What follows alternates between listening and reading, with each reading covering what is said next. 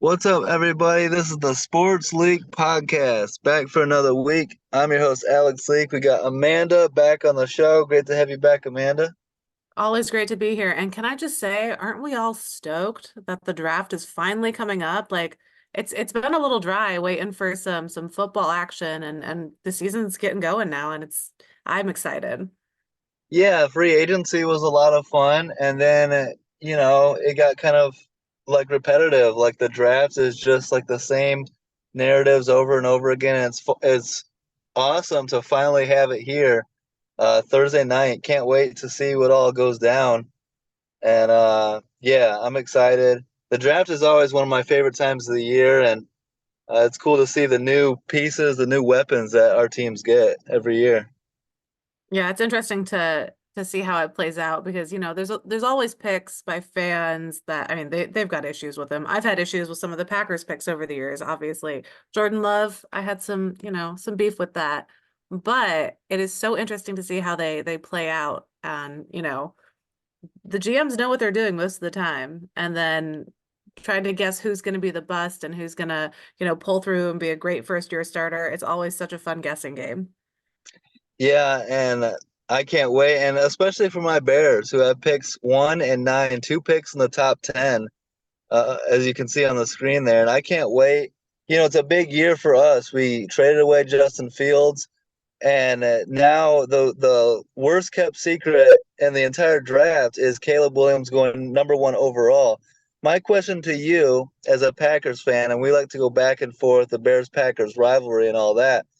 What are your thoughts with Caleb Williams coming to the Bears? Going to be the number one overall pick. It's the highest pick the Bears have ever had for a quarterback. He's got a lot of talent. He's getting compared to Patrick Mahomes and stuff. Are you at all worried as a Packers fan, or do you feel like the Bears are just going to find a way to mess it up again? So a lot of the issues I've had with the Bears aren't about their players. It's about, the environment and the morale and just kind of what goes into that team. Because you and I both kind of agree that instead of building a team around Justin Fields and trying to support the people they have, they're always just looking for the newest, freshest thing. Yep. And I don't think that's an ideal way to, build a long-term successful team. And I mean, we've seen so many quarterbacks come in and out of Chicago, and I mean, maybe he's the second coming. I don't know, but I just feel like we've seen Chicago have, play this episode before. So it I don't have a lot of faith in it, but it'll be interesting to see. For me, I'm more intrigued by that number 9 pick. I'm Yeah. intrigued to see what they do with that one because I have some ideas for what they should do with it, but I'm curious to see if they agree with me or not. Yeah, you can't help but be excited, and I wish that Justin Fields was afforded the same luxuries that Caleb Williams is getting. I mean, we've Mhm. been aggressive this offseason, bringing in Keenan Allen, right? So now you've got two legit receivers with DJ Moore and Keenan Allen, bringing in DeAndre Swift, bringing in Gerald Everett, as a number two tight end behind Cole Kmet. And then most importantly, you've heard me complain all season long or for 2 years now about Luke Getzey, Mhm. how what a horrible offensive coordinator he was. And now you bring in Shane Waldron, who, was played an integral part in developing Jared Goff when he was on the Rams and Geno Smith's career resurgence in Seattle. So I think that Shane Waldron is a big upgrade at OC, and I like the weapons that we have added for Caleb Williams. He's actually coming into a pretty good spot with some decent talent on the Bears actually for the first time in a while, right? Yeah, I mean, I like this draft. I think there's a lot of good receiving weapons to kind of build around Williams too. I mean, there's Mm-hmm. there's nothing scarier than a team with three great receivers. And I mean, they've got two already. So I'll be intrigued to see what they do with that number 9 pick. I could see them trading it down because I mean, you look at the second and third round, they only have 4 picks total in the Yeah. top 3 rounds. So I mean, it I think that number 9 pick could be worth a lot more as far as depth in this draft than, drafting another big name player in the first round. I think there's two players that the Bears will take at 9, and if neither of those guys are available, then they'll Hmm. trade back. That's my Yep. prediction. Um, So yeah, it'll be interesting to see what the Bears do. Obviously they're going to go Caleb Williams, and then how do they build around him? Um, I So don't. as a Yeah, go Bears fan, do you wish there was a little bit more mystery with this? Like, I think it's kind of boring that it's so obvious that I mean, they only invited one quarterback to come meet with them. Like, they showed up in full force at the USC like open houses and stuff. Like, I feel like it's kind of boring. I like it when the draft is like a surprise. Like, ooh, will they, won't they? Like, this is just so obvious. I'm like, all right, well, that's boring, guys. Yeah, like honestly, Jaden Daniels isn't that far off of Caleb Williams. Like he's got a lot of talent. He might be more athletic. He absolutely tore up the league last year with LSU. Like Jaden Daniels, you know, is a very good prospect. JJ McCarthy, I mean, 27-1 record as a starter, won the national championship, played in a pro system. So it is interesting, but the Bears don't seem too curious about any of the other players. They seem all in on Caleb Williams. I get it. He has elite arm talent. He has really good escapability. He seems like a leader, but you know, no pick comes without risk, and the Bears are notorious for failing to develop the quarterback position. So we'll see. I don't think it's a 100% chance it's going to work, but you hope that Caleb Williams can overcome any issues with the organization, you know? Yeah, and I mean, it seems like they're finally doing the right things to build around him. So hopefully Yeah. the moves play out because I'm kind of sick of seeing all my Bears fan friends be depressed every year, you know? It'd be nice if you guys had something to like root for besides the Packers losing. Well, Jordan Love being good is just the icing on the cake, you know? It's like we could deal with Aaron Rodgers and Brett Favre, but Jordan Love being good too, like that's hard to deal with. Yeah, I mean, he was good, but I think it's a little too soon for them to be, you know, staking multi-year contracts on half a season. So I do Hmm. like him.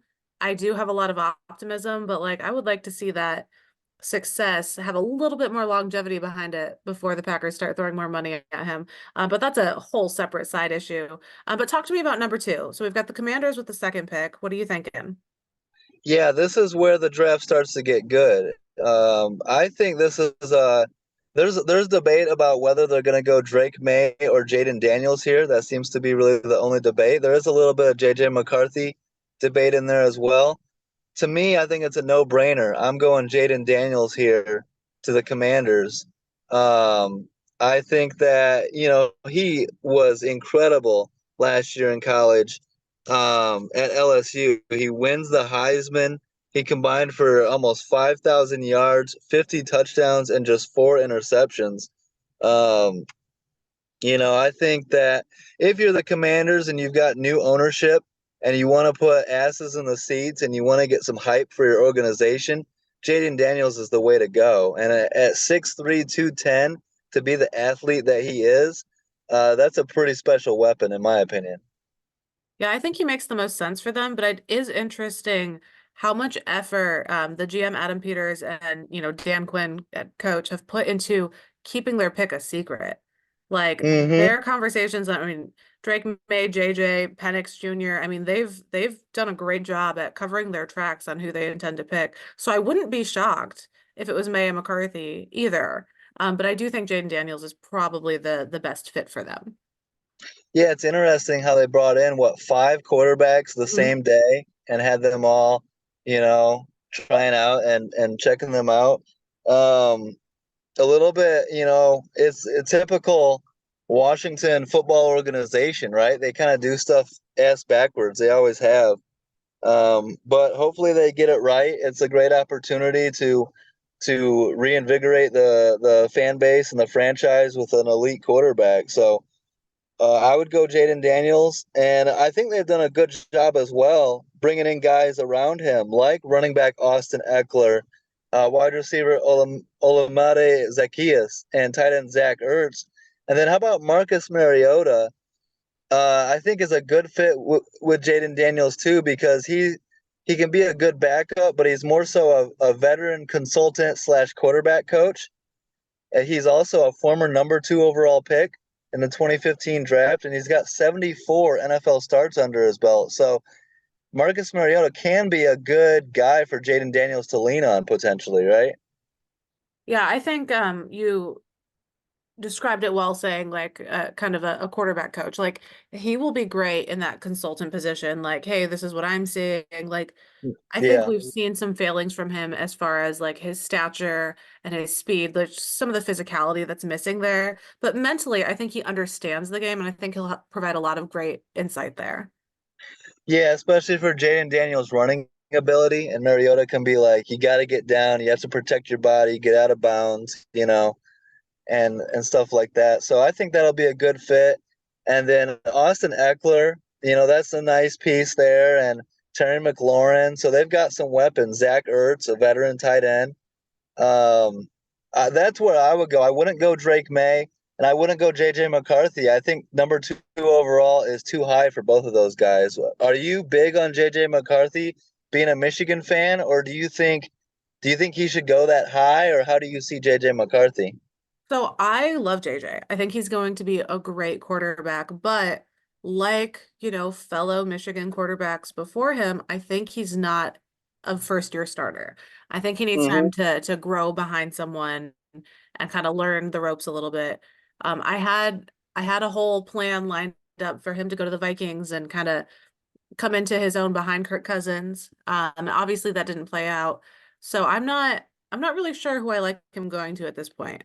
But I do not think that a team who needs a quarterback who's ready to go this year is going to be a good fit for him. I think he needs someone who's got 2 to 3 solid years left under their belt where he can kind of learn the ropes. And I mean, he's got a great heart. He's a very humble guy. I just think there are definitely some technical aspects of the NFL he needs to learn a bit more on.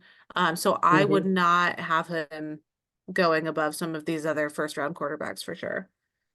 Well, this is where it gets interesting at pick 3 with the New England Patriots, and they can go literally in any direction. Hmm. Um, you know, I think a lot of Patriot fans are hoping that the Commanders take Drake May and Jaden Daniels falls in their lap, because it gets a lot tougher when deciding between Drake May or JJ McCarthy or even trading back.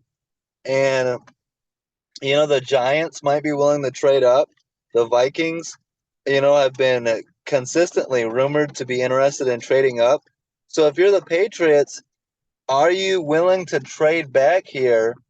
But also, at the same time, what's your quarterback position looking like? And they've got what? Jacoby Brissett and Bailey Zappi. So the Patriots don't have a good setup at quarterback, if they don't address that right away. So do you think the Patriots should stay here at 3 and take a quarterback? So something they did when they, made their quarterback visits is at the last minute they added on a visit with Penix Jr., which makes me think that there's a strong chance that they're open to trading down and they would settle for him if they traded down to bring in some more picks. Because I feel like the Patriots are well aware that they're not going to be a competitor this year. I think they're Yeah. planning on, a couple years out. So this is a rebuild year. They're not planning on, trying to force success this year. So it's interesting to me that they seem very open to like, all right, well, we can settle for, a lower ranking quarterback by maybe bringing in some more picks for that and trading down. I think that makes the most sense for them. Yes, their QB room needs help, but I don't know if a quarterback is going to address all the needs that team has, as opposed to trading down and bringing in a few more people who can grow together as a team over the next couple of years. Yeah, right. They have so many holes, and it's going to be a process. Yeah, but I think that uh, I don't know. It's going to be interesting. It wouldn't surprise me either way. But with Bill Belichick being gone and rookie GM Elliott Wolf, rookie head coach Gerard Mayo, you know, do they think they can bring in a rookie right away? And there's a lot of holes all over that roster. I agree. So, I can uh, see the Giants trading up for May here. yeah. And so I think this is my prediction. I think that Drake May, I'm not going to do any draft or trades on this. Okay. I think Drake May goes number 3 overall. I Okay. don't agree with it. I don't think that he is worthy of going there, but I think that's where he's going to go based on his size, his running ability, his arm strength, stuff like that. Um, I could see the Patriots, Vikings, or Giants taking Drake May here at 3. The Yeah. Vikings have that connection with Josh McCown, their quarterback coach, because he coached Drake May in high school. The Giants have an obvious need because, I mean, they're still figuring out. What's your thoughts on Daniel Jones? Is it time to replace Daniel Jones? They just paid him what, 4 year, 160 mil with 82 mil fully guaranteed just last offseason. I'm so curious why they did that. Like, obviously, he's got some swagger around the stadium or something that viewers are missing, but I'm still dumbfounded by that. Like, I just don't see it. And I like your pick here for number 3 overall. I do think May going 3rd overall makes sense. I don't know which team is going to take him, but once we start making, trades and stuff on the simulators, it gets real convoluted, guys. So we'll Yeah, we'll do a clean one for you. But yeah. just know that if, Giants or Vikings trade up here, we kind of saw it coming because New England seems to have many more picks that they need to bring in to fix some of these issues. So, and here's where I'm gonna go off on Drake May a little bit. I don't think he's worthy of the number 3 overall pick. I think Jaden Daniels and Caleb Williams are worthy of 1 and 2. I Yeah. don't think Drake May is worthy of 3, and that's because I watched him closely last year at North Carolina, and he struggled. Like he had a really good 2022, but 2023 was not his year. He played poorly against Appalachian State, against Virginia, against Miami, like in multiple games last year. Even Wake Forest, he struggled, and then he had a poor pro day. And right, your pro day is supposed to be just like a layup drill, right? Where no one's being defended. You're just supposed to throw, ropes to these open receivers and show off. And he had a particularly poor pro day where he was missing throws. And I saw the same thing in college last year where he would miss open targets. Like he would have some throws where it was amazing and it was perfectly on target. But the consistency that and the accuracy is what is lacking in my opinion. He's got the size that he's compared to Josh Allen, but I don't see the consistency and accuracy that you need in tighter windows and better defenses in the NFL. I don't see him translating to the NFL very well. Yeah, I mean, I've seen some people say that he's got bust written all over him. A lot of it seems to be because of his footwork. Like he doesn't seem to flow very well through his progressions, which Mm-hmm. causes those easy, I mean, those are layup passes that he's missing. Yep. So I think he's going to need someone who is really on top of things as far as a coach and a quarterback coach working one-on-one with him. But I think he's a bit overhyped, and I know he'll, you know, be drafted high. And if I was going to pick a top 5 draft bust, he would be the guy I'd put my money on. Yeah. I'm very high on Michael Penix. I actually have him rated above Drake May, and Mhm. I have JJ McCarthy above Drake May as well. So, I do too. um, speaking of that, let's say the Vikings do trade up to 3 here.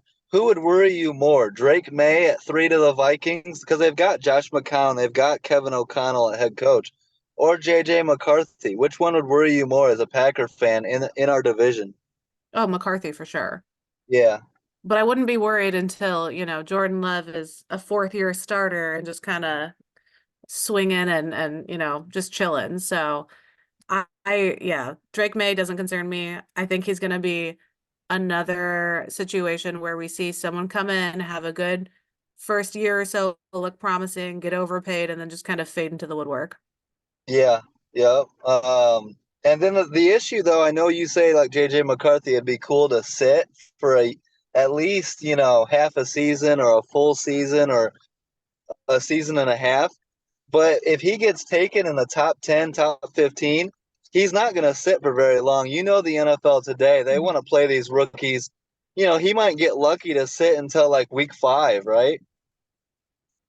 Yeah, and it's funny too because there are some teams that have traded for, so the Steelers, for example, they've Mm-hmm. brought in Justin Fields, Russell Wilson, and they have to publicly say who their starter is going to be. Or like, no, we plan on sticking with our veteran guy.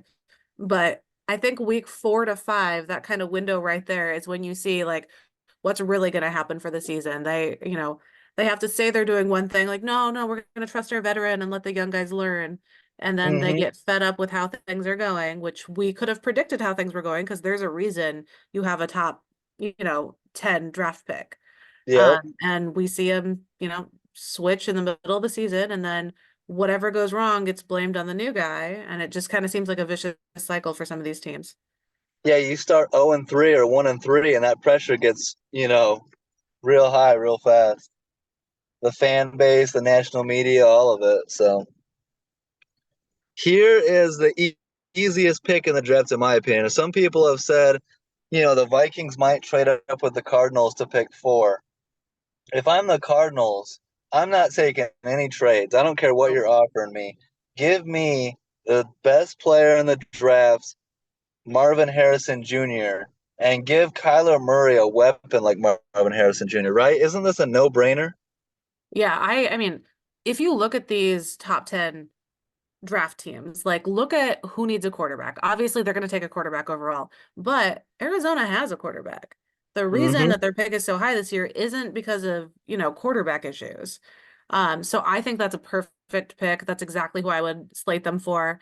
Granted, that pick could be worth a lot if they were open to trading down and bringing in some other weapons for Kyler in lower rounds or lower in the first round. But Yep. I think it's a beautiful fit there. I think the connection between Harrison Jr. and Kyler Murray, I would love to see this. So I'll be a little upset if they trade down, Yeah, me because too. I think their playing styles and the speed, I think they would just be so great to see together. Yeah, and Marvin Harrison comes in with like he's one of the most sure thing, knock on wood, barring injury. He's the son of an NFL Hall of Famer. His NFL comparison is Larry Fitzgerald. I know Cardinal fans love that. Oh Like yeah. really, no weaknesses to his game. My favorite aspect of him is he went for 1,200 receiving yards and 14 touchdowns at Ohio State with C.J. Stroud, right? Hmm. And CJ Stroud goes to the NFL. So you think, well, here comes Kyle McCord. There's probably going to be a little bit of a drop off in stats, right? Nope. Marvin Harrison, 1,200 receiving yards, 14 touchdowns again with Kyle McCord, who we know is a big drop off from CJ Stroud. So it goes to show you he's going to put up numbers and be consistent and produce regardless, right? Yeah, I mean, I think if you had to have me put all my money on one player in this first round Mm-hmm. of the draft to just be an instant starter, an instant star for a team, I mean, it would have to be him. Like he was bred for this, literally. Like, I mean, Yeah, yeah, Arizona would be lucky to have him, and they're real lucky to be coming into the draft with this high of a pick and not needing to address their quarterback situation. exactly. That's a luxury. And speaking of a luxury, another team, the LA Chargers, pick number 5, the first pick of the Jim Harbaugh era. And to me, this is a no brainer. But it does get a little bit curious here because, all right, you lost Keenan Allen and Mike Williams. So your two receivers right now are Josh Palmer and Quentin Johnston. And then, Darius Davis, who's like a special team returner type guy. So you need weapons for Justin Herbert, right? You lost Austin Eckler as well. Um, but we know Jim Harbaugh is very much a trenches guy. And you've Hmm. got Joe Alt sitting there, the best offensive tackle in the draft by far, and just an absolute stud. And speaking of like being bred for the NFL, his dad played in the league and was an All Pro as well. So it could be very much a Jim Harbaugh pick to go with Joe Alt. But to me, when I see Malik Neighbors sitting there at 5, and you think about the potential of Justin Herbert and Malik Neighbors together, and to me, Malik Neighbors is right there with Marvin Harrison Jr. as far as skill set. Like he's a wide receiver one, an absolute star, the same mold in my opinion, as Jamar Chase and Justin Jefferson as superstar receivers to come out of LSU. Do you see that with Malik Neighbors, and do you think the Chargers should make that pick there, or maybe go offensive line? How do you see that? So, I mean, I know Arizona is open to trading out of that fourth pick. I think if Arizona does trade away, they would absolutely take Hmm. Harrison Jr. here. They need the weapons at receiver. I mean, as you mentioned, they've let some of their biggest names leave. Um, Hmm. and Harbaugh played with Harrison's dad back in the day. So I mean, there's a lot of connections there. I mean, he's familiar with him from the Big Ten. Um, but if Arizona holds on to number four, I can very much see the Chargers trading down here. They've got 9 picks in the draft, but while they do need help at receiver, we've seen a lot of success from, second round receivers, third round receivers, Hmm. coming in. So I think Alt would be a good pick for them. I do also think JC Latham Yep, um, Latham. Hmm. from Notre Dame, or not from Notre Dame, sorry, from From Alabama. Bama. I think that would Yep. be a good fit there too. But I could see them trading down here and just kind of building up those trenches, like you said. But Harbaugh is, I mean, he's talked to people about being open to trade. Yeah, he So has. I think that both this fourth and fifth pick are going to be, the spots I'm watching to see if they're making trades here. Because I don't think anyone in the top three is going to trade. But I mean, if Arizona trades down, the Chargers grab Harrison Jr. without a doubt. If Arizona holds steady, I think maybe the Chargers move out of this spot. But I don't hate Malik Neighbors. I do think that Joe Alt would probably be a wiser decision and just take a receiver later on. Because I mean, you've got 8 more picks coming down the line. Yeah, I agree. I just, I'm not gonna again not make any trades in this mock, Yeah. and I Malik Neighbors is just worth it. He's a Yeah. top five player. Like, he's an absolute stud. He's one of those guys. You know me. I fall in love with receivers every year, whether it's Me DK too. Metcalf, AJ Brown, George Pickens. This year it's Malik Neighbors, and um, he's worthy of going five. I'm gonna put him at five to the Chargers. I fall in love with the thought of Justin Herbert throwing it to Malik Neighbors. You know what I mean? Yeah, I think that would Um, be a good connection. I do like your Joel pick there a little bit better though. But yeah, it's it seems really like hard a to say no hardball to pick. Neighbors. If Neighbors is Yeah, available, like how are you gonna not take him? yep. I agree. Right? If it's me, I'm going Neighbors. So it'll be interesting what the Chargers do. I agree. The Chargers and the Cardinals will both trade back options. Keep an eye on that. But let's go to pick six, another team that, we're not sure what they're going to do, the New York Giants. And the Giants could go three different ways here. Or a lot of different ways. They could trade up, with potentially New England and go get Drake May, if they want JJ McCarthy, I feel like they could stay at six and Hmm. get JJ McCarthy unless New England wants JJ at pick three. I'm not sure. Um, but you could also go Joe Alt here if you're the Giants. You could also go Roma Dunze here. Or if Malik Neighbors is available, that would be a great pick for the Giants. In this mock, those guys are gone. So the choice is really, in my opinion, between Roma Dunze, JJ McCarthy, and Joe Alt. I get the feeling they're sticking it with Daniel Jones. They're going to keep him. They signed Drew Lock, brought him in, and that to me is a sign like we're just going to run with it with Daniel Jones and Drew Lock, right? Doesn't that seem like it to you if you're going to bring in Drew Lock as your backup? Yeah, I mean that makes a lot of sense to me. I think it's interesting the quarterbacks that they, traveled to work out. I mean, they worked out May, but if they were to trade up, they only have 6 picks total in the draft. They don't have a lot of trade capital here.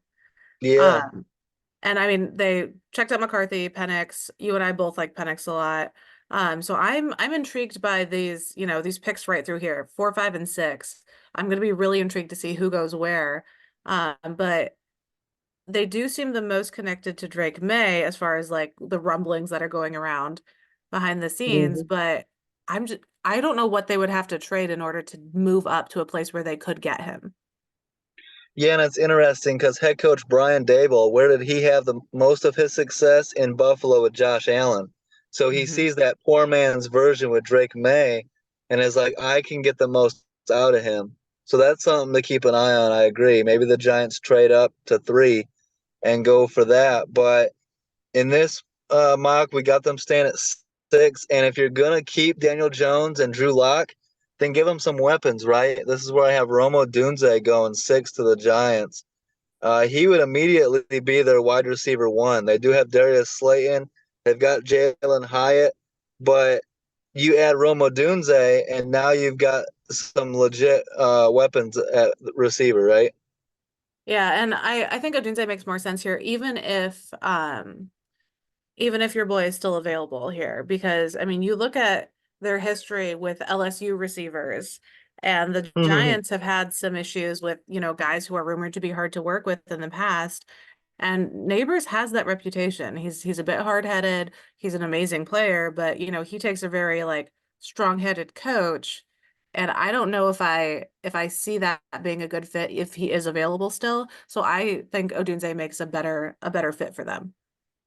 Yeah, and that's an interesting thing to keep an eye on. They said it was a anonymous report came out saying that Malik Neighbors might have some off-field issues and could struggle in a big city environment. So does Hmm. that make him fall a little bit? And the two teams that we're talking about is LA and New York, right? So Yeah. um, Like, where would you have him go then? Minnesota, Green Bay? Like, most of these teams are stationed in big cities. So I mean, I, I know where I want him to go. Fall a yeah. little bit, Malik Neighbors, fall to 9. Hmm. If the my Bears get Caleb Williams and Malik Neighbors, I will throw like a party like we won the Super Bowl. I think if he's still available, I feel like Tennessee would be open to trading some stuff around at number 7. Man, and Tennessee. So Tennessee's an interesting one because look at their roster. You've got Will Levis, and then you've got DeAndre Hopkins, Traylon Burks, Calvin Ridley. They brought in Tony Pollard. Like they've got some legit weapons out there. Yeah, Even and though I they mean, lost Derrick Henry, that's still really good. their pick at number 7 is a great spot, especially for a team so stacked with veterans. But I mean, I'm not sure where they place on like the average age of that offense, but they don't have a ton of second year young talent on that team. When you look at some Mm-hmm. of those names, they've been in the league for a bit. But I do think that, I mean, they signed Cushenberry in free agency, which I think is a great play. Um, and Yeah. I like their pickup last year. What's his name? Skoronski, Yep. Peter who they, Skoronsky. yeah, who they drafted last year. I do like some of their recent moves. What I like for them, I Mm-hmm. really like Joe Alt here. I do think they could use help at that position. And I want to see them make a real push for it this year because, with that veteran talent and Will Levis is coming into his own, I feel like he's ready to make a real push for things. I want to see some progression from this team this year. Mm-hmm. And you've got a new head coach, what Zach Callahan, right? Yeah, Brian Callahan.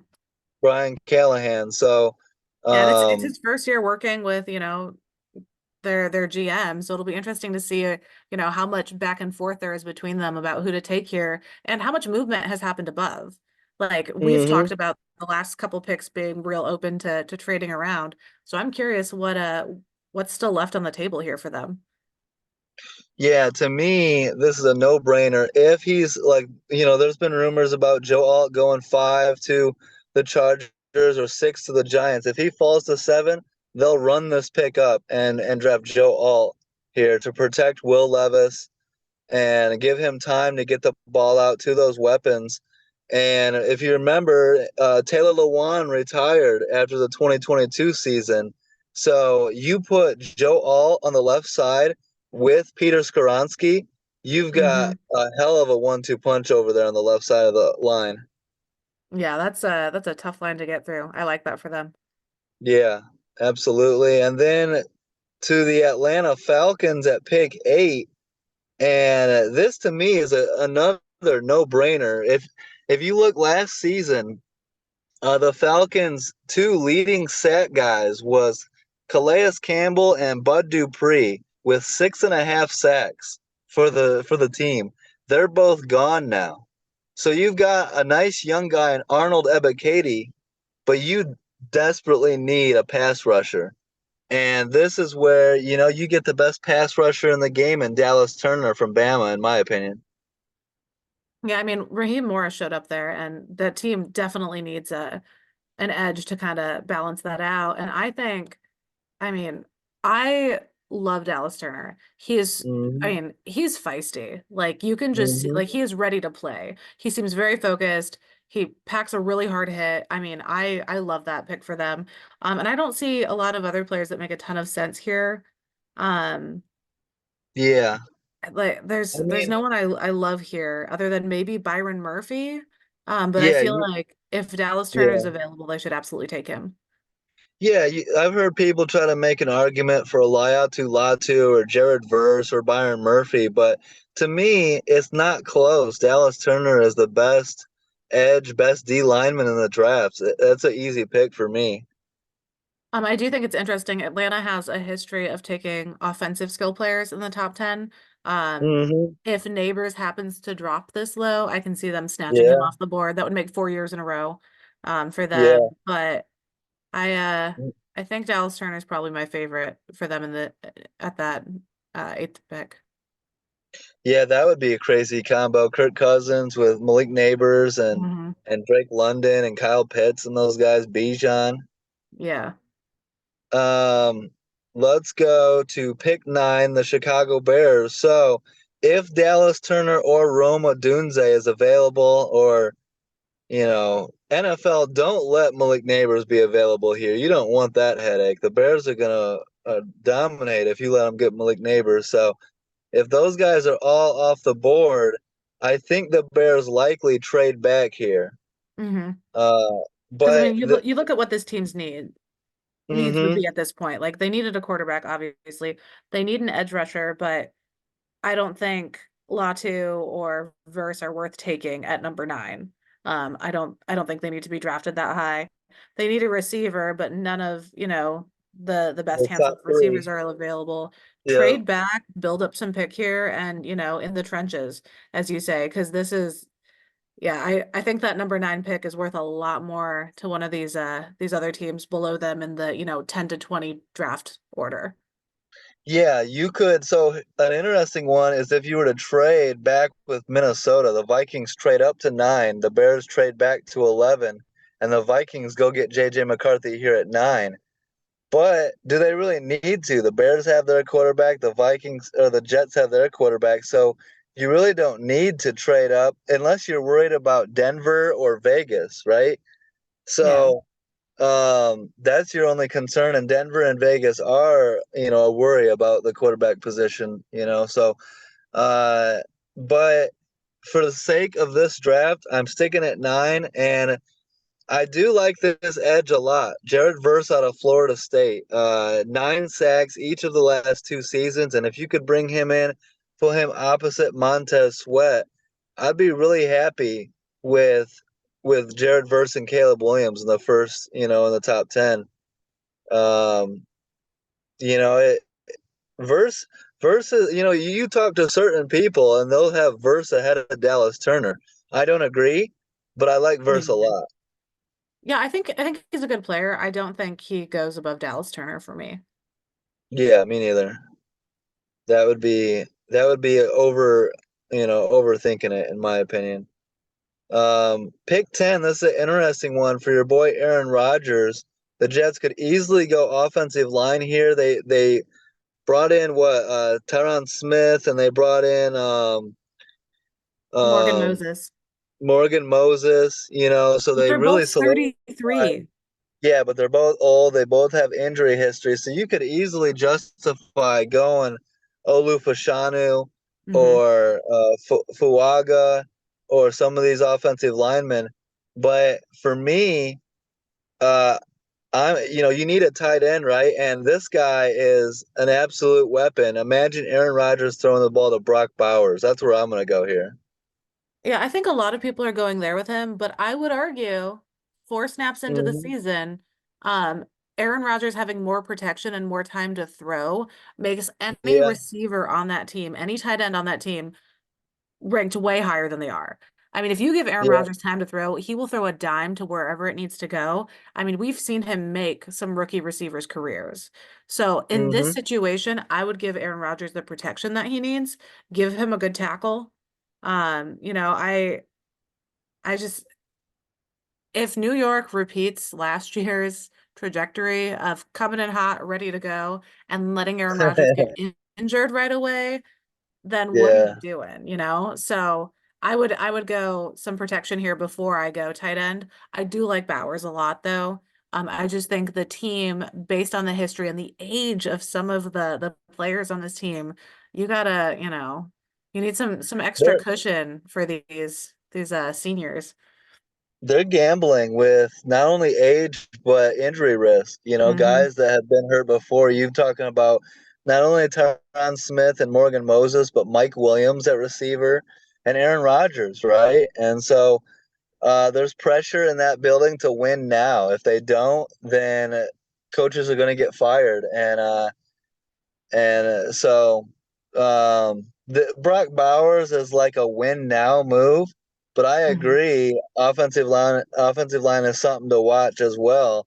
It's just which one of these guys, if Joe Alt's not available, which one of these tackles are going to go top 10? I like Penn State, Olu Fashanu. Yeah, I like him. he could. If Alt's off the board, yeah, there he is at number 16. I'm not gonna try to say his whole first name, y'all. Forgive me for that. Nobody wants to hear me try Olu, that. Yeah, but just Olu Olu. Fashanu. Yeah. Yeah. He is a good fit here. I do like Alt better, but obviously we have him off the board. And then I have seen that Latham and Fuaga, I don't know how to say Yeah, anyone's name. Fuaga. Um, Yep. I have seen a lot of people say that they seem like they would be flexible to kick inside to guard if necessary.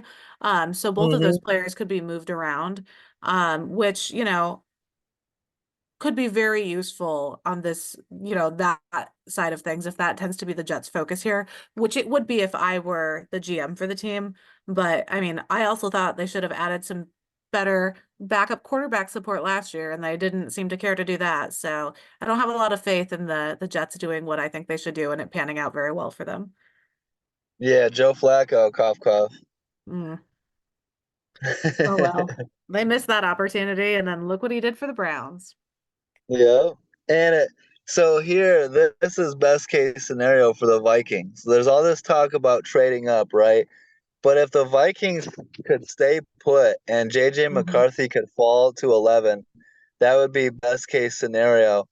I agree on your point that if you had McCarthy sitting behind Kirk Cousins, that would be ideal.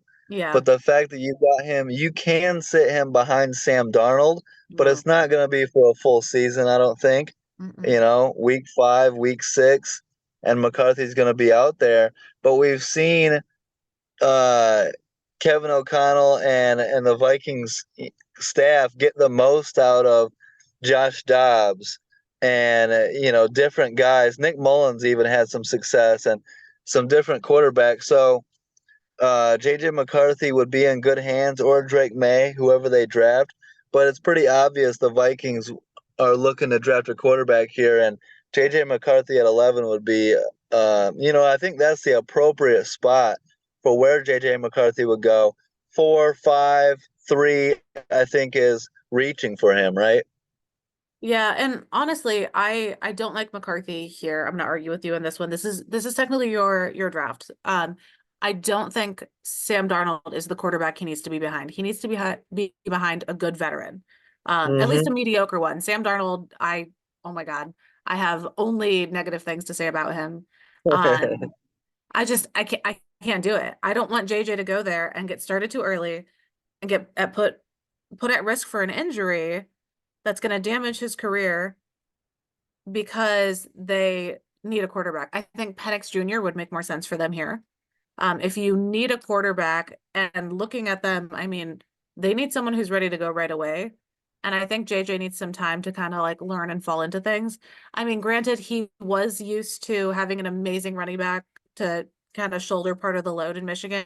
And he's coming into, Aaron Jones if they do pick him up. So I think that's a good fit. Yep. Justin Because I mean, Blake Jefferson. Corum, Aaron Jones, that's the perfect transition for them. I mean, if you're looking at that running back position, I mean, Ty Chandler is also great. But Mhm. receivers, he's solid.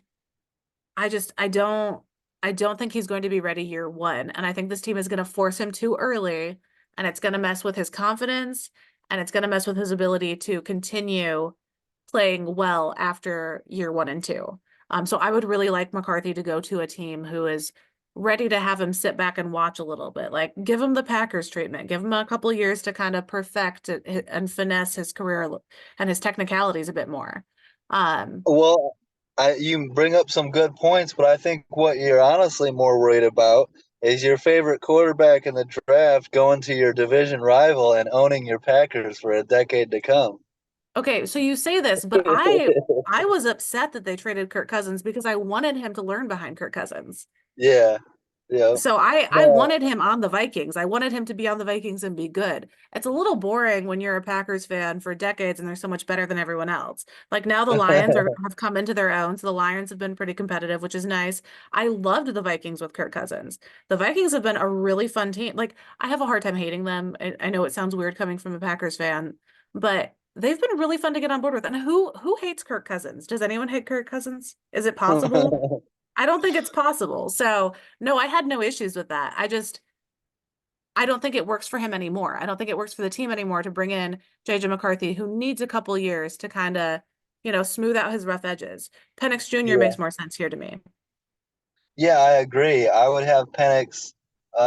For some reason, McCarthy and Drake May are a lot of people have them rated above Penix, but I don't see it. I'm a big Penix Mm-mm. fan, and you'll see, here soon my thoughts on him. But I think the Vikings they're gonna go either Drake May or JJ McCarthy, in my opinion. Drake May Yeah. because of the relationship with the quarterback coach, and JJ McCarthy, just as well. They like him as well. So in this situation, if McCarthy does fall to 11, I think he's going to Minnesota. They're getting a winner, a 27-1 record as a starter, a national champion in college. Played in a very friendly, pro style offense. And Jim Harbaugh, with ringing endorsement, calling McCarthy the best quarterback in the draft, the Mhm. best quarterback in Michigan history. And I know that sounds like just super high praise for his former quarterback, but the NFL people listen to Jim Harbaugh when he talks Yeah. about a quarterback. They do. And um, so that's going to, on its own, raise J.J. McCarthy's stock. So it'll Yeah. be And I interesting. I will Yeah. say I do like Kevin O'Connell as a coach for JJ McCarthy. I think that's a good fit. And, stepping into that offensive infrastructure with, Mhm. Addison, Jefferson, Hawkinson, like that team is stacked. So I do hope it pans out better for him, but I see it being a real rough first year if they do take him and he does have to learn from Sam Darnold. Maybe there's Yeah. some magic about Darnold that I'm missing, but I would prefer him by a proven veteran as his leader for the first year or two, not Darnold. So this is going to be interesting here. And real quick, last point on JJ McCarthy. I don't think he falls out of the top 10. I think someone's going to reach for him in the top 10. Someone's going to trade up for him. He could go as high as number 3 overall. That's how much I his stock is rising. in my original draft, I had the Vikings trading up for him at number 5. Yeah. But that was my Kirk Cousins spiel that I had. But I mean, let's talk, pick number 12. We have seen Denver do some interesting things over the past 12 months. I mean, the whole Russell Wilson situation, stepping away from him, and looking at what they've done coming into this draft. I mean, they went to Michigan to work out McCarthy. Penix came out to Denver. I mean, I wouldn't be shocked if they traded up for McCarthy. They seem to really like him when they talked about him afterwards.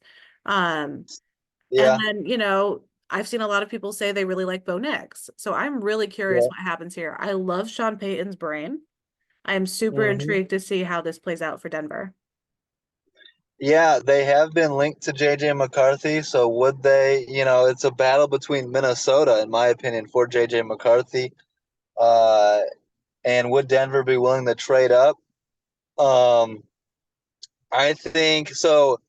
let me ask you real quick. Do you think trading a sixth round pick for Zach Wilson from the Jets, does Zach Wilson suddenly take the Broncos out of the quarterback market?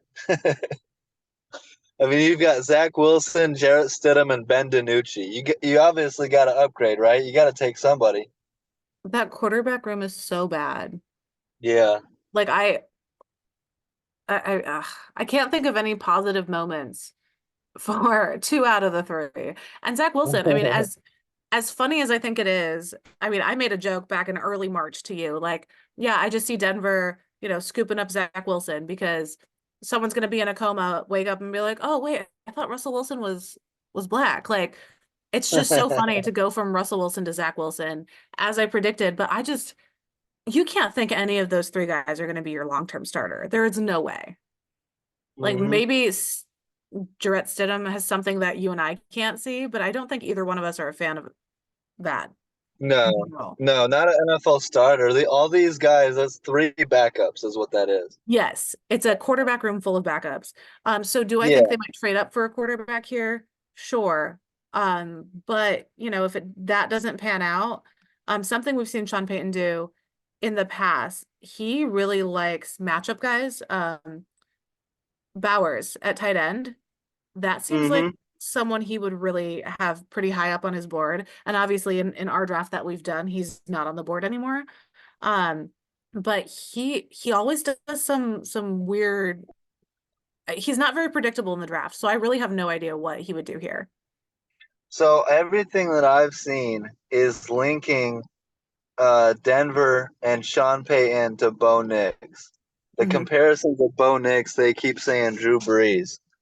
And I think likely that the Broncos can trade back and get Bo Nix, I was in the just gonna 20. say, do you think he needs to go at 12? Because I don't think he's worth a number 12 pick. I don't think he is at all. I don't think he's worth number 12. But for the sake of this draft, I think the Broncos want Bo Nix. And so I'm just going to put him there. I'm going to go Okay. Bo Nix at Yeah, I 12 see to them trading Denver. down. And we know this team needs a lot of help with the rebuild right now. They've got 8 total picks, but I mean, they need tight ends, receivers, cornerbacks. hmm I mean, tackles on offense and defense. So I think bringing in a few extra picks, trading down to later in the first round and pulling in some extra second and third round picks might be ideal for them. But I do But think Bo Nix makes sense for them, just not at number 12. yeah, and who knows? I mean, quarterback desperation, right? You see these teams reach, and so you Listen, never Zach know. Wilson is future MVP of the league. I don't know why they would be desperate for a quarterback. But like Denver and New England, you look at those quarterback rooms right now, and it's just like it's complete desperation. You can't Hmm. go into the season with those quarterback rooms. You have to get somebody, and the Minnesota draft is the too. best. Yeah, I mean, yeah, exactly. With Sam Darnold and Nick Mullins, like Yeah. you have to get somebody. So, in my opinion, there's almost more teams that need a quarterback desperately than quarterbacks worth of shit that are available in this draft, right? And so Yeah. it's gonna it's there's gonna be teams reaching, and some are gonna argue that this next pick is a reach as well. But the Las Vegas Raiders, they've got Aiden O'Connell and they've got Gardner Minshew. To me, you go Michael Penix Jr. here, and this isn't. I don't think this is a reach. I think this is a good value pick. I really do. Hmm. I think that Michael Penix Jr. is worthy of going top 15. And I think he's got a live arm. He's got underrated athleticism. The only knock on Penix Jr. is his health. But if Yeah. you can protect him, he can make all the NFL throws. And I would love to see Michael Penix Jr. throwing it to Devontae Adams. That would be a lot of fun. And Vegas would It, love that. That would get the Vegas fans going crazy. yeah. And something that's interesting, I mean, you look at that coaching staff, almost everyone on their coaching staff in Vegas has a quarterback coaching position in their history. They're hmm very quarterback coach heavy in that coaching room. So I could see them being, willing to spend that pick on Penix Jr. I do, if I thought it was worth it for them to trade up, my favorite quarterback for the team, not necessarily for their draft order, would be Daniels. I do think he would be a great Hmm. fit in that offense, with Antonio Yeah, Pierce. I mean, their history together, 3 years he spent with Antonio Pierce there, at Arizona. So I like that. I don't see them trading up for it. But that would be a really fun like reconnection to watch between him and the coach. But I don't yeah. think Like to witness that, unfortunately. if Jaden Daniels fell to 3, and then a potential trade between the Raiders and the Patriots, that's the one scenario where that could happen. Oh, I don't But hate that. yeah, but if you're New England, I mean, how can you pass on Jaden Daniels if you're the Patriots either? I So mean, the Raiders have 8 picks. So, I yeah. mean, if you want to go pick heavy, and we've talked about how, they're definitely in a rebuild, it might be worth it. Hmm. Either way, you can tell this draft is going to be a lot of fun, all the way to like pick 13, right? Like there's potential for chaos all over the board. So I'm excited. And then I think Penix Jr. is a good fit in Vegas. Whoever they go, they need to draft a rookie, and they can sit behind Gardner Minshew for half the season. And then you've got Aiden O'Connell in there, so you've got some good quarterback competition. And then the best quarterback, the most talented one, starts the rest of the year. And I think it would be Penix Jr., Jaden Daniels, J.J. McCarthy, whoever they draft. So, I was just gonna say I like McCarthy kind of sitting behind Gardner Minshew. So far, I think that would hmm, be my favorite fit for him. If he was yeah, gonna be, available at this point, I would like that. Because I think he's got potential. I don't think he's first year starter, as we talked about. But Penix Jr. fits really well, and that's more of a competition than a sit and learn situation for him. Um, but yeah. but I like Minshew. I've always liked him. I mean, he's been funny. He's been a character as he's, kind of shifted around the league. But can we talk about his shirt that he wore on day one at the Raiders facility? Can we have a quick What was it? sidebar on this? So last year, when he played against Max Crosby, Oh, the whole game, Crosby was talking shit, calling him a little ass bitch during the whole game because he's a smaller guy.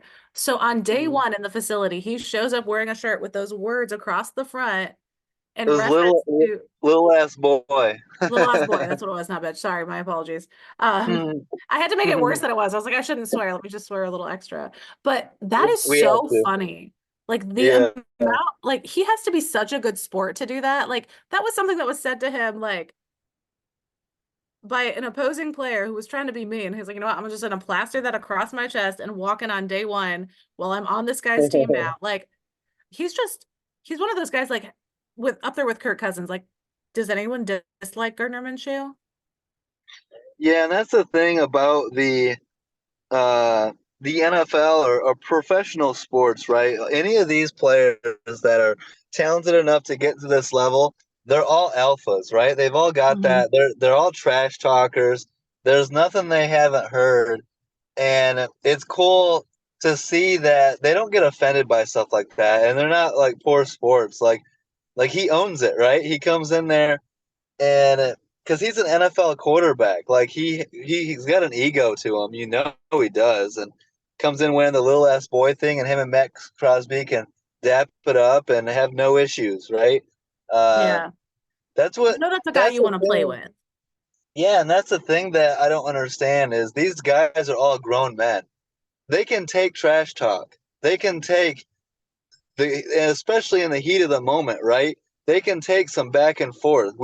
I grew up seeing it from Michael Jordan and Xavier McDaniel, forehead to forehead, saying "fuck you," like shit like that. And the NFL and the NBA and these leagues are like throwing taunting penalties. Like, really? Really? Is that what we're doing? Come on now. These are grown men. These are alphas. They know what they're doing. They're fine. No one's getting their feelings hurt. We don't need to pretend like these are that we need to protect them, right? That's what really grinds my gears. Yeah, and I think it's interesting because you can tell some of these players have personalities that guys want to root for, guys want to pull for. Like they want to Yeah. put their support behind these guys. Like Josh Allen, that team loves him. Like Mm-hmm. we've seen situations where quarterbacks are like they weren't even the one who made the mistake, and the team just kind of like doesn't like them. They're not clicking very well. I mean, we've seen it with Russell Wilson. he didn't get a lot of player support. Like, what did someone say? Like, yeah, I'll talk to the guy at the stadium, but I'm not inviting him over to my house. Like, Yeah, so I think it's important when you have, that much. I mean, they're celebrities. And the fact that they can like yeah, put that aside and just be like good people. Something I want to mention on this one, though, I know we talked about Jaden Daniels, his response to the rumors about them trading up to grab him at number 3. What he said about Antonio Pierce, he's like, I don't know if they're gonna pull it off.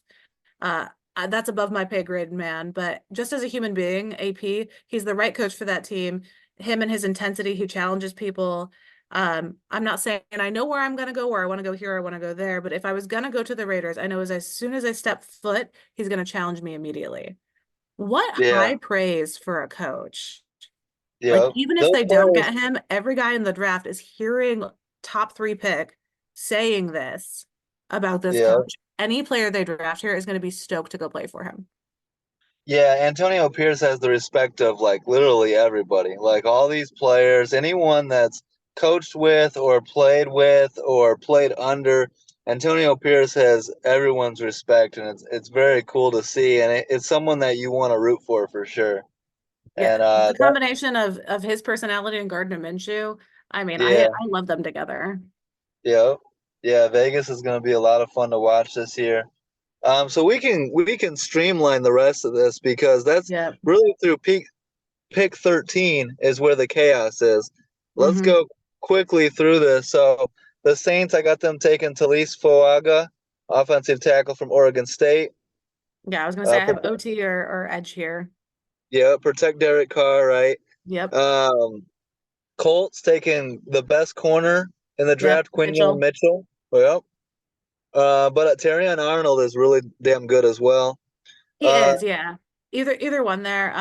Quinion Mitchell can be a fit, but I mean that L'Jarius Sneed trade, like they were looking into that and stuff. So I can see I can see them really going for somebody there. Another one to look out for here. mhm. They like Bowers, sorry. Um, Yeah, the so Colts. that's Yeah. that's someone I could see them maybe trading up for. But Hmm. everything I've seen makes it sound like he would be their favorite if they could get him. So I mean, we've talked a lot about people trading down. That might be a situation where someone would want to trade up. Yeah, yeah, maybe with Denver or something. Mhm. So Seahawks Seattle at number 16, who do you have? tackle Troy Fatanu, reuniting him with Washington OC. Is it Grubbs? Yeah, So, Ryan Grubb. Ryan Grubb, yeah. So reuniting there. So that'd be a cool one for Seattle, and he can pull inside to guard, so he can solidify that offensive line, protect Geno Smith, free up the running backs, Kenneth Walker, Zach Charbonnet.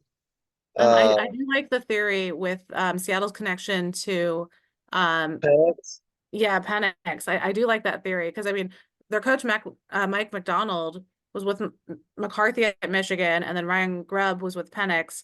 I mean, yeah, it could be interesting to see Seattle try to grab a quarterback here. But I that don't would think be Penix will be cool. available at 16. He could, but yeah, it's like with Denver, Vegas, Minnesota, you feel like he's going to get scooped up before then. But if he does fall, that's one to keep an eye on for sure. Yeah, I also liked Jared Verse going to Seattle too. Nice. Yep, that could be one. Absolutely. Physical, Terrion tough, Arnold. Ravens style. Yep. Terrion Arnold to the Jags at Okay. corner. That's a good fit there. Bengals, Byron Murphy, D line. They lost DJ Reader, so there's a replacement there, solidifying that D line. Rams edge Liatu Latu from Okay. UCLA. Yeah, at this point, like it's hard to argue with anything. Like at this point, people are just grabbing the best available. Like you look at the Rams' needs, like tackle, edge, DB, tight Yeah, end, like whoever's the best up right now, that's who we're grabbing. Like, yeah. Rams could easily go Byron Murphy, but if he goes a yeah. pick ahead of them, then Liatu Latu, UCLA guy. How about your boy Olu Fashanu falling to pick 20 to the Steelers? I mean, I don't hate that. How do you Yeah, feel about Pittsburgh this year with Fields and Russell Wilson? How long do you think Russell Wilson's going to be the starter? I'm not sure. I find myself in an interesting spot where I'm rooting for both. Honestly, I'm rooting for Russell Wilson. I thought that he got the poor end of the Short end deal of the in stick. Denver. Yeah, Yeah. I didn't feel like he was playing that bad, and I I feel feel like like the he was scapegoated and they overpaid him and regretted it. yeah, And yeah, yeah, I and mean, the but we've Steelers have weapons. yeah. You know, they got Najee, they got George Pickens, they got weapons, they got Fryermuth. Russell Wilson can do a lot with what the Steelers have, and then if he Well, and does, look at the O-line. The yeah, O-line in Pittsburgh, they have spent the last couple of years building that. I mean, James Daniels, Alex Samalu, Broderick yeah, Jones. I mean, that line is stacked. So I think he's going to have solid protection to kind of, support his resurgence there. I do see a bit of a comeback, maybe some comeback yeah. player of the year type vibes for him. If but I do think maybe they want to pull a couple receivers in this draft for sure. Yeah, and that defense is nasty still. And either one of those quarterbacks is going to be an upgrade over Kenny Pickett, Mitch Trubisky, and Mason Rudolph. So, they should Yeah. be much more competitive. But again, that AFC North is going to be an absolute dogfight once again.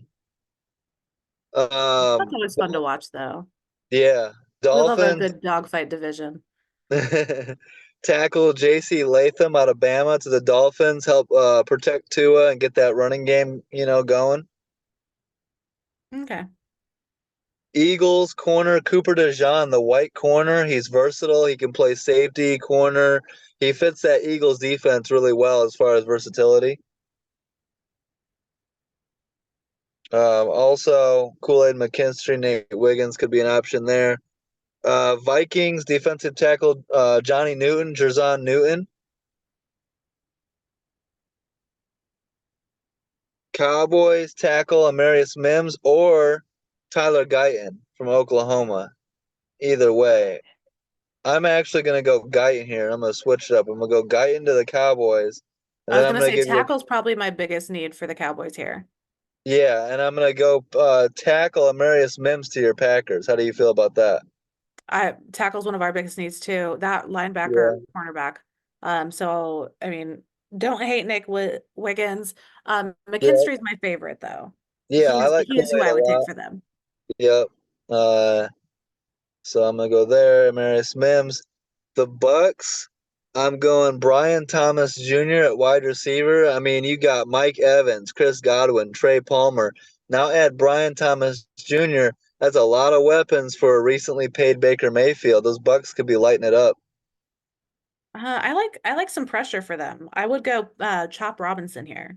Yeah, I like Chop Robinson. I had him going one pick later to the Cardinals, Oh, okay, fine. but he could easily go That there to works Tampa too. as Like well. both of them could Yeah, use him. yeah. This is my surprise pick here. Okay. Bills, they obviously need wide receiver, right? Right now, their wide receiver one is Khalil Shakir, or who's the one they got from the Commanders? But they don't have anybody over there after trading away Stephon Diggs, after losing Gabe Davis. So you got to go wide receiver, right? I'm going Keon Coleman. This is a dude that's getting slept on. He's likely going to fall in the second round. I don't know why. Why did DK Metcalf fall? Why did AJ Brown fall? Why did George Pickens fall? Why the hell is Keon Coleman fallen? Keon Coleman would be a great fit in Buffalo. I almost feel like because of how much they've lost on offense this year, I almost feel like Buffalo's going to try to trade up here. Yeah. They've got 10 picks total anyway. They need receiving help so badly. When you have Josh Allen as your quarterback and all your Mm-hmm. big names have suddenly left your roster, Yep. I don't really see him staying at number 28. Well, and they could get Brian Thomas Jr. would be a great fit in Buffalo as well. So they wouldn't have to trade up a lot Mhm. potentially to go get Brian Thomas Jr. Yeah, I But could see him trading up to the early 20s, 22-ish. yep, but keep an eye on that name, Keon Coleman. That's my Yep. dude. Okay. I think he's going to be a potential star in the NFL. Detroit Lions pick 29. I could see them going Nate Wiggins. I could also see them going Graham Barton, Jackson Powers Jr. I think I'm going to go Nate Wiggins to Detroit. You cool with that? Yeah, I had Darius Robinson here for them. Throw another edge rusher in with Aiden Hutchinson. Yep. Um, I kind of like that matchup. I mean, Detroit doesn't have a lot of needs. Yeah. Like that team is Second solid. secondary is one of the needs. They Yes. did get what Carlton Davis. Yeah. They got Some O-line Robinson. help, Yeah. secondary. But I mean, they're like you look at that team, it was a pretty put together team. They didn't make a ton of offseason moves. Yeah. So yeah, I don't hate Wiggins there. Robinson makes sense there too, but yeah, a lot of good players available to address their minor needs that that team needs. What do you think here? My gut here to the Ravens. I mean, you could go AD Mitchell, right, for more speed. You could also go Kool-Aid McKinstry here. Yeah, I mean, this O-line is what took the biggest heating in the offseason. I mean, John Simpson, Zeitler, Morgan Moses, like we've seen that Mm-hmm. O-line take a lot of hits. Could Um, go Jackson Powers Johnson, I was gonna Graham say Butler. Arizona's Jordan Morgan. I like Powers Mm-hmm. Johnson is up there for them too. Um, so I either one of those, but I would have Jackson Powers Johnson in my top three with who's available for them. So let's go him. I like the Jordan Morgan. Oh, Let's thank go you. with that one. I like that one.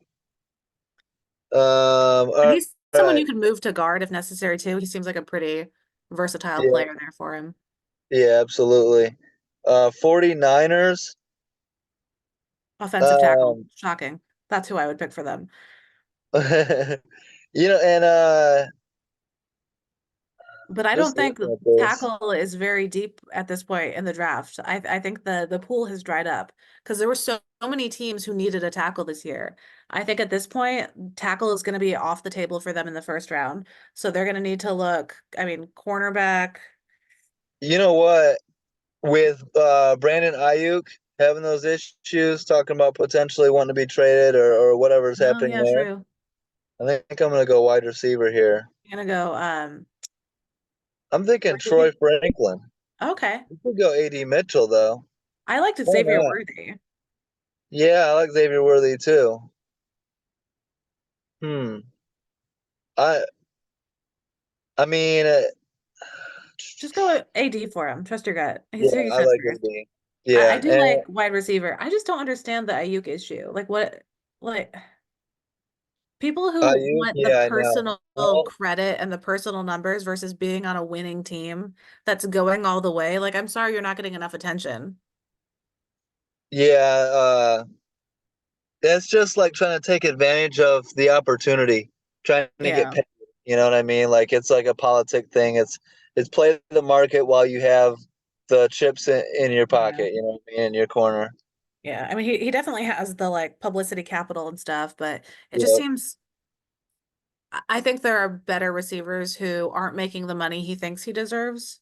Hmm. So for me it's a little greedy, but you know. And lastly, to the Chiefs, especially with the Rasheed Rice issues. Potentially might not even play next year, or might be going to jail or get suspended or whatnot. Yeah. Uh, Worthy. the Xavier. Another guy that I like a lot. You keep talking about Xavier Worthy. I like a different Oh, Xavier. legit. Xavier Yeah. Leggett from South Carolina. I think he can be an NFL star as well. I like him a lot. I'm gonna go him to the 49ers here at 32. Yeah, I'm fine with that. I'm not a big McConkey guy. Don't love him. So I would Yeah, kind of I don't know why he's ranked higher than some of these other ones. Um, and I like Roman Wilson too, but I don't think he's a first rounder at all. But I think he'll be a great kind of secondary first year receiver starter for one of these teams. yeah. Roman Wilson is solid. I agree. I I'm would like not. him with Malik Neighbors. I think that would be a great like rookie combo for a team. Yeah, 100%. So you can see there's a ton of. It's really deep with wide receiver talent. Mhm. Um, And and there's tackles and edge. yeah, yeah, and then six quarterbacks, right, that are all potential to be something in the NFL. So it's going to be a really fun draft. But that was a fun mock, and we can't wait for the real thing on Thursday night. Yeah, we'll definitely have some good tweets going off from Alex over here. his running commentary on teams making bad decisions. And I'm going to be keeping a close eye on which teams are trading because I feel Yeah. like there's a lot of opportunity this draft. Like we've seen some drafts where there's hardly any trades, and I feel like that's kind of boring. I want to see some movement on the board. Yep. Yeah, and I want to see if my Bears can get lucky, and if Malik Neighbors or Romo Dunze or Dallas Turner falls to 9, and we can go Caleb Williams and one of those three. Oh my gosh, I would be excited. Yeah, it'll be so Um, much more exciting for Packers fans when you guys finish the season with 6 wins. hey, we're coming for the crown. We're coming for the North. You guys have been enjoying that nice long win streak over Chicago. Here comes the Okay. dude that paints his fingernails, and he's gonna torture you guys. You know what? I love that for him. Like, you be you, do whatever you got to do, be yourself, show up on the field. None of that other shit matters. Like, You're gonna see a bunch of guy Bears fans painting their fingernails now. It's gonna be awesome. I like that though, as opposed to the ones who are like, oh, I'm not going to root for him. There needs to be a ballerina instead of in the football. Like, what do That- you care? Why does it affect exactly. None of that matters. you? It No. only matters what you do on the football field, right? And shout out Ye- to him for being himself because Yep. Chicago, it's not the most progressive city. I think they could Mhm. use a dose of Caleb Williams, who is that comfortable in his own skin. So Yep. I'm gonna love him there, and I hope he has, a good career there. Do I hope it's Yep. less good than the Packers record every year? Yes, but I am rooting for the kid. I'm gonna go buy a broom so I can get ready for all these sweeps. Oh God. All right, y'all. I'm gonna sign off now, but like, subscribe, leave a comment. I want to hear what you guys think. Like, who do you think is gonna be the first team to trade up in the draft? That's my question for our listeners. Who do you see trying to move up into the top 5 to grab somebody off the board? Yeah, absolutely. And tell me if you agree with Alex that Drake May is gonna be a bust. Uh, uh, but appreciate everyone. Hope you guys enjoyed this episode. Thanks for coming on, Amanda, and can't wait for the draft on Thursday night. Peace out, guys.